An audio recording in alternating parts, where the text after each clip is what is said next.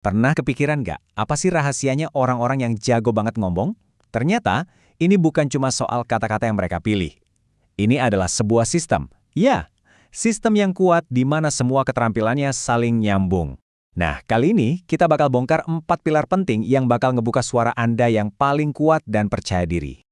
Kita semua pasti pernah ngalamin ini kan? Di kepala tuh ada ide yang brilian, tapi pas coba diomongin kok jadi belepotan ya? Rasanya frustrasi banget. Tapi gimana kalau saya bilang solusinya itu lebih dari sekedar latihan ngomong lebih sering? Nah, ini dia nih ide kuncinya. Kemampuan ngomong kita itu cerminan langsung dari cara kita berpikir. Jadi, ini bukan cuma soal menggerakkan mulut. Ini tuh proses dua arah yang dinamis, kayak lagi menari, antara mengungkapkan apa yang ada di pikiran kita dan memahami respons dari orang lain. Terus, gimana caranya kita bangun sistem yang kuat ini? Kita akan mulai perjalanan kita lewat 4 area utama. Pertama, kita mulai dari fondasinya, menyimak. Terus kita isi bensin dengan membaca, kita bikin cetak birunya dengan menulis, dan terakhir kita satukan semuanya dalam sebuah jaring komunikasi yang solid. Oke, kita mulai dari pilar pertama, partner berbicara yang sering banget kita lupain tapi krusial banget, yaitu menyimak. Tanpa ini, mustahil kita bisa berbicara dengan efektif. Slide ini ngejelasinnya dengan pas banget. Coba deh bayangin gini, menyimak itu kayak kita lagi ngedownload informasi. Ini adalah input. Nah, ngomong itu pas kita nge-upload pikiran kita. Ini adalah output. Kita nggak bisa punya yang satu tanpa yang lainnya. Keduanya itu ibarat dua sisi dari koin komunikasi yang sama. Kutipan ini bener-bener to the point banget. Setiap kali kita menyimak secara aktif, kita itu sebenarnya lagi ngumpulin amunisi, kosakata baru, ide-ide baru, dan pemahaman yang lebih dalam. Tanpa input yang berkualitas tinggi itu, output kita, cara kita bicara, pasti bakal kurang greget. Dan ini nggak cuma soal latihan loh. Coba deh pikirin, pernah nggak sih coba ngobrol serius pas lagi capek banget? Atau gimana pengalaman masa lalu kita bisa ngebentuk cara kita menafsirkan kata-kata orang lain?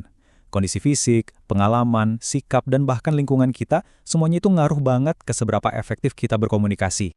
Baik, fondasi udah kita bangun. Sekarang waktunya isi bensin. Kalau tadi menyimak itu adalah partner menarik kita, nah, membaca ini adalah bahan bakar beroktan tinggi yang menyalakan mesin bicara kita.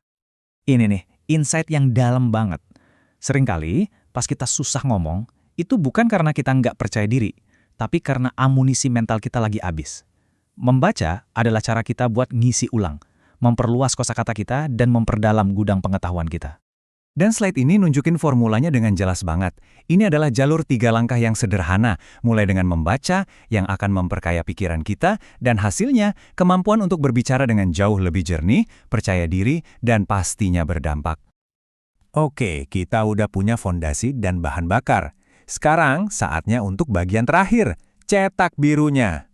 Mari kita lihat gimana kegiatan menulis yang sederhana bisa merancang pemikiran kita untuk ucapan yang lebih kuat.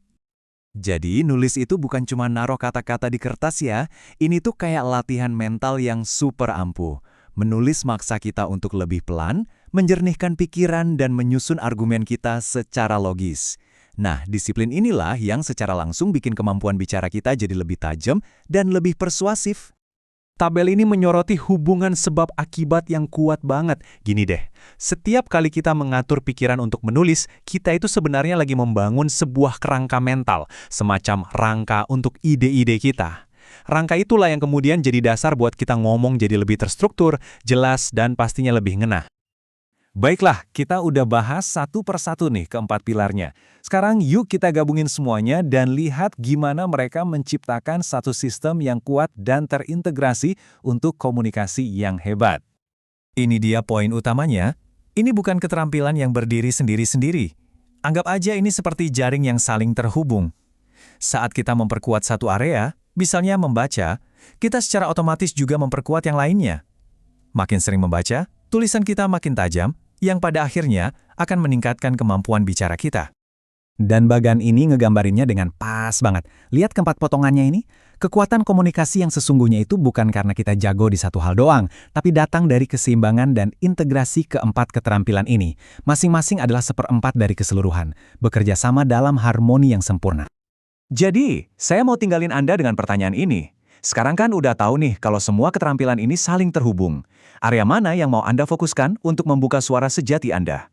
Apakah Anda akan mulai dengan lebih banyak membaca untuk memperluas pikiran, atau berlatih menulis untuk mempertajam ide? Kekuatan untuk berubah ada di tangan Anda.